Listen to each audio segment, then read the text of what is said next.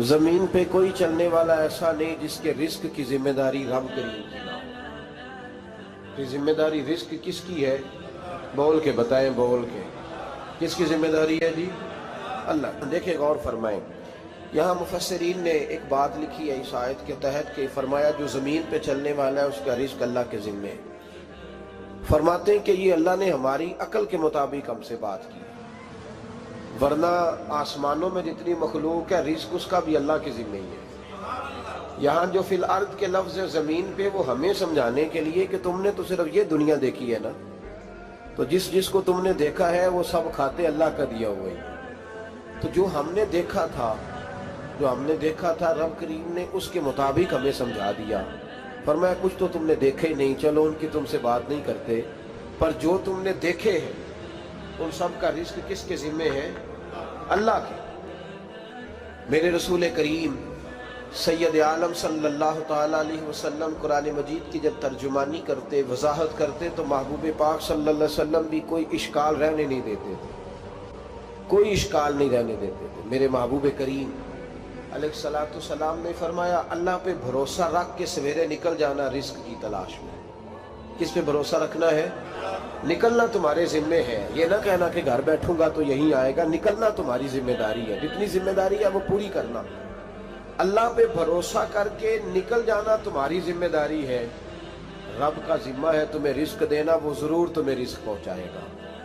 یا رسول اللہ صلی اللہ علیہ وسلم کس طرح پہنچے گا؟ تو ذرا حضور کے لفظوں کا حسن بھی دیکھیے۔ نبی پاک صلی اللہ علیہ وسلم نے فرمایا جس طرح موت تمہیں ڈھونڈ لیتی ہے نا کہ تم کہاں موجود ہو، جب وقت آتا ہے تو انسان پاکستان میں ہو تب بھی آ جاتا ہے، جدہ میں ہو تب بھی آ جاتا ہے، مکہ میں ہو یا مدینہ طیبہ میں وقت پھر بھی آ جاتا ہے۔ فرمایا جس طرح موت تم جہاں بھی ہو تم تک پہنچ جاتی ہے نا، اس طرح تمہارا رزق بھی تم جہاں موجود ہوتے ہو اللہ وہاں پہنچا دیتا ہے، پہنچا دیتا ہے۔ تو یا رسول اللہ صلی اللہ علیہ وسلم کس انداز میں؟ تو فرمایا نکل جانا تمہاری ذمہ داری ہے۔ فرمایا سویرے پرندے بھی نکل جاتے ہیں اور شام کو جب لوٹتے ہیں تو اللہ انہیں پیٹ بھر کے روزی عطا فرماتا ہے، حالانکہ ان کو نہیں پتا ہوتا ہمارا کارخانہ کہاں ہے، ہم نے کہاں جا کے مزدوری کرنی ہے، ان کو نہیں پتا ہوتا کہ ہمارا دفتر کہاں ہے، ہم نے کس آفس میں بیٹھنا ہے، ان کو نہیں پتا ہوتا کہ ہم نے کہاں جا کے مال خریدنا ہے اور کہاں سے ہم نے پھر اس کو دوبارہ بیچنا ہے، انہیں خبر نہیں ہوتی۔ اللہ پہ بھروسہ کر کے نکل جاتے ہیں۔ نکلنا تو تیرے ذمہ ہے کہ نہیں؟ فرمایا وہ تو ڈیوٹی کر، شام کو اللہ جو رب پرندوں کو روزی دیتا ہے وہ تجھے بھی عطا فرمائے گا۔ میں کہتا ہوں سوچ کتنی کمزور ہے اس آدمی کی جو کہتا ہے کیسے ملے گا، کتنی کمزور سوچ ہے۔ جو رب بیل کو روزی دیتا ہے، بکری کو روزی دیتا ہے، اس زمین اس دھرتی پہ اگر بسنے والا اونٹ بھوکا نہیں سوتا، چلیں یہ تو پالتو جانور ہوتے ہیں، اس دھرتی پر بسنے والی اگر بلی اور کتا روٹی کھا کے سوتے ہیں تو اشرف المخلوقات ہے۔ تو نے اپنے ذہن میں کیا ٹینشن پال لیا ہے کہ نہیں آئے گا تو مر جاؤں گا، کیا بنے گا، کس طرح ہوگا؟ تو کیوں اتنا پریشان ہو گیا؟ بھائی مالی پریشانی سب سے زیادہ اس بندے نے اوڑھ لی ہے جس کی توکل کی بات کمزور ہو گئی ہے۔ تو سیدھی توجہ اپنے رب کریم کی جانب رکھ، سیدھی توجہ اللہ کی جانب کر۔ رب فرماتا ہے ذمہ تیرا نہیں، ذمہ میرا ہے۔ لیکن تنخواہ ایک آتی ہے گھر میں، جب ایک بچہ ہوتا ہے تو تب بھی کام چلتا ہے، جب اللہ 2 بچے دے دے پھر بھی اس تنخواہ سے کام چلتا ہے، جب 3 ہو جائیں پھر بھی چلتا ہے، جب 4 ہو جائیں نہیں آپ نہ بھی بولے تو بات تو صحیح ہے، بہرحال کام پھر بھی چلے۔ اسی تنخواہ میں سے جب بندہ بڑے بیٹے کی شادی کر کے بہو بیاہ کے لے آئے تو پھر بھی کام چلتا ہے، اور جب اس بیٹے کو اللہ بچے عطا کر دے تو اسی گھر میں، اسی آنگن میں، اسی چھت کے نیچے کام چلتا ہے۔ تو پھر تو مان جانا کہ چلانے والا تو نہیں، چلانے والا کوئی اور ہے، پھر تو مان جا کے چلانے والا کوئی تو اس وقت جب تنخواہ تیری لگی تھی تو کہتا تھا ابا ابھی میری شادی نہ کر، میں بیوی کو کیسے کھلاؤں گا؟ تو وہی شخص ہے جس کی چھت کے نیچے پھر 1.5 درجن پوتے بھی پل رہے اور گزارا ان کا بھی ہو رہا ہے۔ تو رزق کا ذمہ کس کا ہے؟ اللہ کا، اللہ کا ذمہ۔ اب ہمیں پتہ ہے پہلی بات تو پریشانی اس لیے اتار دینی چاہیے کہ ذمہ ہمارا ہے ہی نہیں۔ اب دوسری بات یہ کہ ذمہ داری کس کی ہے؟ اللہ حکیم بھی ہے اور علیم بھی ہے، حکیم بھی ہے اور جانتا بھی ہے اور اسے پتا بھی ہے کہ دینا کس طرح ہے۔ اب ہم پتہ کیا کہتے ہیں؟ کہتے ہیں وہ جو بندہ پجاروں میں بیٹھا ہے وہاں اسے نہیں بیٹھنا چاہیے تھا، اور میرا حق تھا۔ تجھے زیادہ پتا ہے کہ اللہ کو؟ بول کے بتا نا، کس کو پتا زیادہ ہے؟ کیوں جی؟ تو آپ اصل ٹینشن پتہ کب لگتی ہے؟ جب بندے کہتے ہیں نہیں وہ پجاروں میری تھی، میرا حق تھا۔ وہ جب گزرتی ہے نا پاس سے مہران کے، تو مہران والا ٹینشن بڑی لیتا ہے، حالانکہ اللہ کو زیادہ پتا ہے کہ وہ حق۔ ایک بات اپنے ذہن میں یاد رکھ لے، رٹ لے کہ جو میرے لیے بہتر تھا میرے رب نے مجھے دے دیا، اور بات ختم ہو گئی۔ بس وصل اچھا ہے نہ فراق اچھا ہے، یار جس حال میں رکھے وہی حال اچھا ہے۔ بس جو میرے حق میں بہتر تھا میرے رب نے مجھے، مسئلہ یہ ہے کہ تو اس پہ راضی ہونے کو تیار نہیں۔ حضرت علی کرم اللہ تعالیٰ وجہ الکریم نے میرے نبی پاک کی ایک حدیث بیان کی ہے، اور جناب علی جب یہ حدیث بیان کیا کرتے تھے تو حضرت مجاہد فرماتے ہیں یوں لگتا تھا کہ جیسے حضرت علی ہمیں ہر پریشانی سے نکال رہے ہیں۔ مولا علی شیر خدا رضی اللہ تعالیٰ عنہ فرماتے ہیں کہ مجھے میرے نبی پاک صلی اللہ علیہ وسلم نے ایک طریقہ دیا تھا ٹینشن فری ہونے کا۔ آپ فرماتے ہیں مجھے تو بڑا راس آیا ہے، تم بھی اگر کر لو گے تو تمہیں بھی فائدہ دے گا۔ کہا وہ کیا؟ حضرت علی کہنے لگے محبوب علیہ السلام نے فرمایا تھا لوگوں تم اللہ کے دیے ہوئے تھوڑے رزق پہ راضی ہو جاؤ، وہ تمہاری تھوڑی عبادت سے تم سے راضی ہو جایا کرے گا۔ بس تم 2 نفل بھی پڑھو گے تو اللہ راضی ہو جائے گا، تم 1 رکوع بھی سویرے اٹھ کے پڑھو گے تو وہ راضی ہو جائے گا، وہ تمہارے 313 درود شریف سے راضی ہو جائے گا، تم اس کے دیے ہوئے تھوڑے رزق سے راضی ہو جاؤ۔ ٹینشن اس لیے ہوتی ہے کہ ہم راضی نہیں جو اس نے ہمیں دیا ہے۔ وہ حل میں مزید کی جو دوڑ ہے نا، حل میں مزید کی، بے قدرہ کچھ قدر نہ جاتی، کیتی خوب تسلی ہو، دنیا دار پجاری زردے، کتیاں دے گل ٹلی ہو، بک بک روشن اکھیاں تکیوں ویک حویلی کلی ہو، تے کوچ نصیر اساں جد کیتی پہ جانی تھر تھلی ہو۔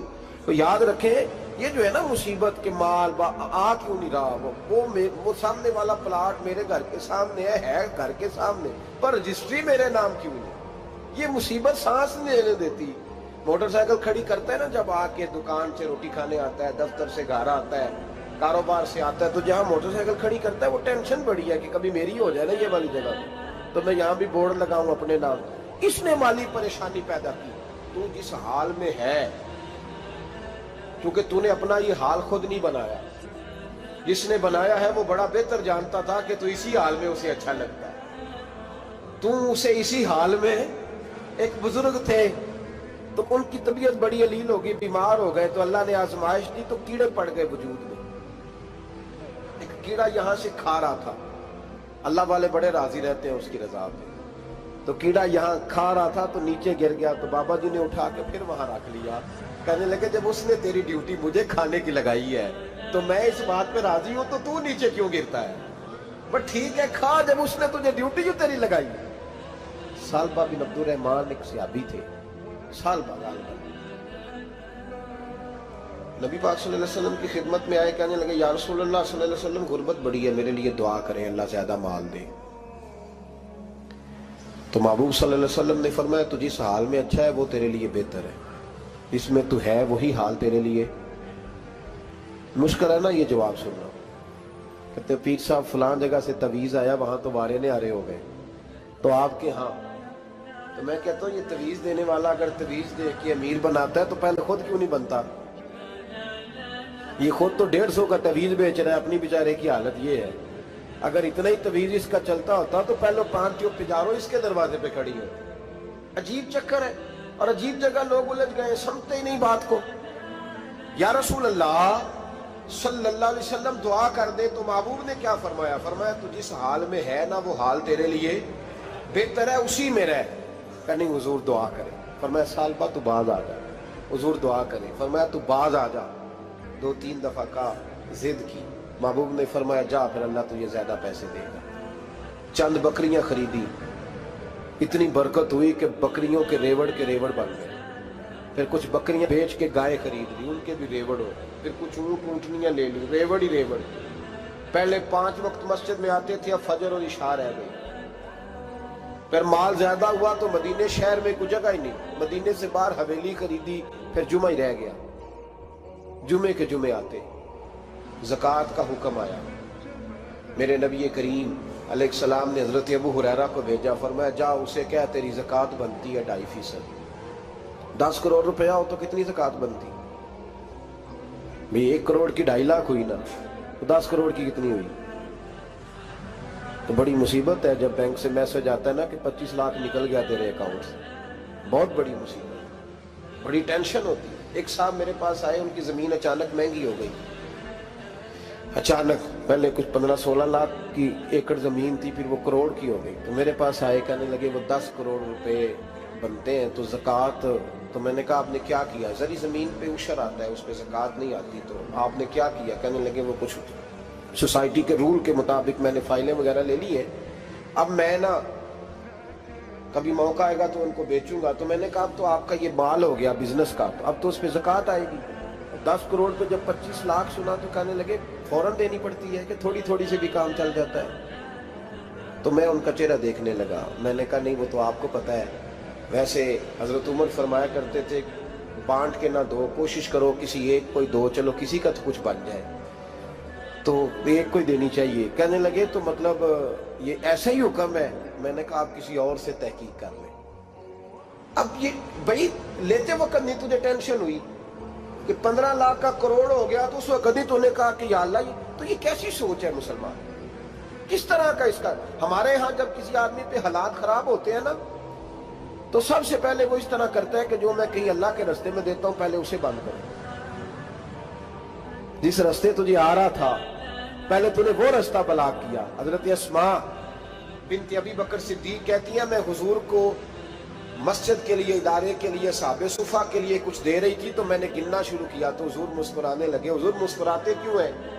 تو فرماتے لگی، محبوب فرمانے لگے اسماء اللہ کے رستے میں گن گن کے نہ دیا کر، ورنہ وہ بھی تجھے گن گن کے دے گا، تو اس کے رستے میں بے حساب دے، وہ بھی تجھے بے حساب ہی عطا فرمائے۔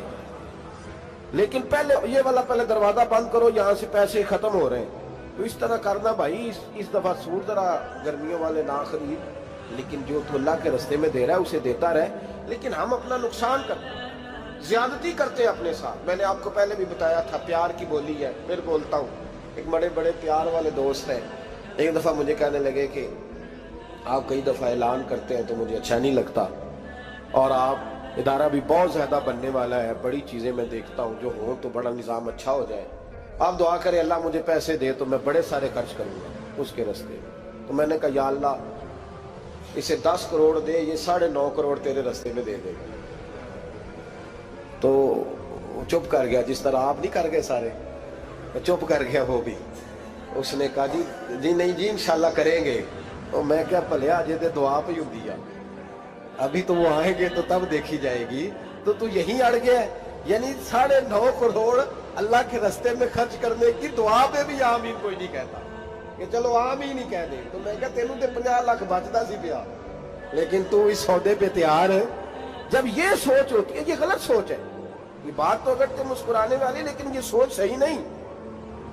حضرت عثمان غنی رضی اللہ تعالیٰ عنہ کہتے ہیں جس وقت نبی پاک صلی اللہ علیہ وسلم نے اعلان کیا نا جنگ کے موقع پر کہ 800 سپاہیوں کا خرچہ چاہیے، کہتے ہیں میرے پاس 600 کا تھا۔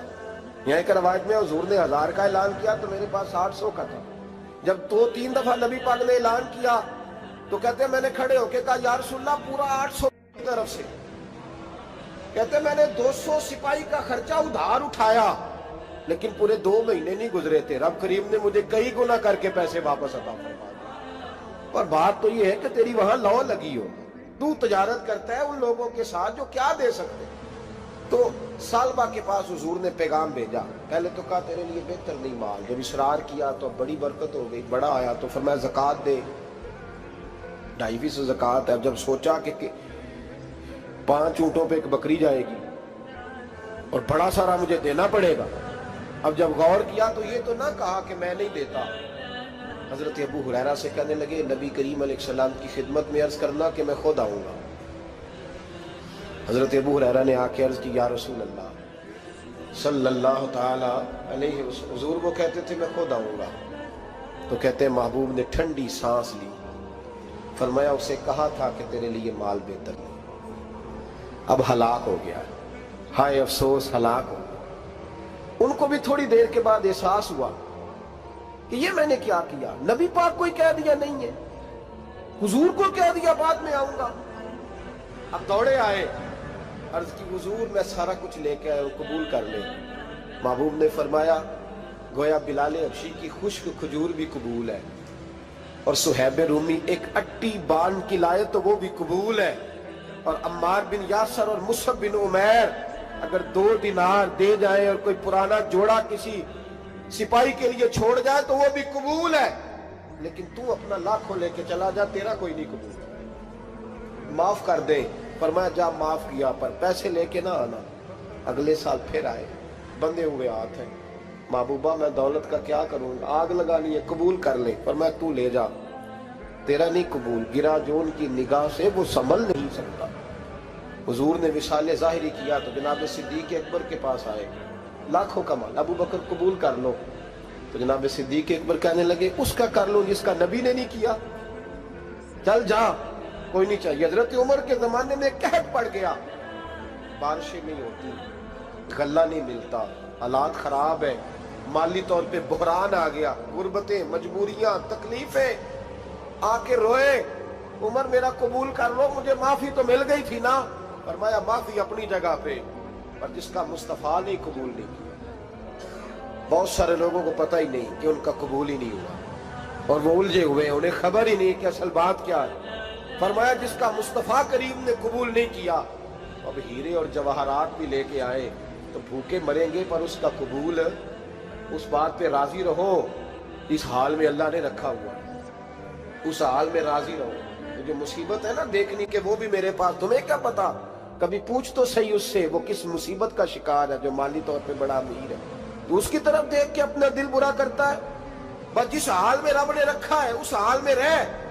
حضرت عثمان غنی کے زمانے میں تو وہ وصال کر گئے، لیکن بھائی تو جس حال میں تیرا رب تجھے رکھتا ہے اس حال میں رہ، تیری مالی پریشانیاں ختم ہو جائیں گی۔ میں نے پہلے بھی شاید آپ کو ایک دفعہ کہا تھا، میں تعلیم سے فارغ ہوا تو میرے ایک استاد اور میرے کچھ دوست کہنے لگے افریقہ آ جائیں آپ، بھائی بہت بڑا ادارہ ہے، اس کو چلائیں، اس کو سنبھالیں۔ میری والدہ سے میں نے کہا، کچھ طبیعت ہوتی ہے نا انسان کی، میرا بھی دل لگ گیا۔ میری اماں پڑھی نہیں تھی، لیکن اللہ نے دانائی بڑی عطا فرمائی تھی، حکمت بڑی تھی، سیانی بڑی تھی، تو میں نے کہا اماں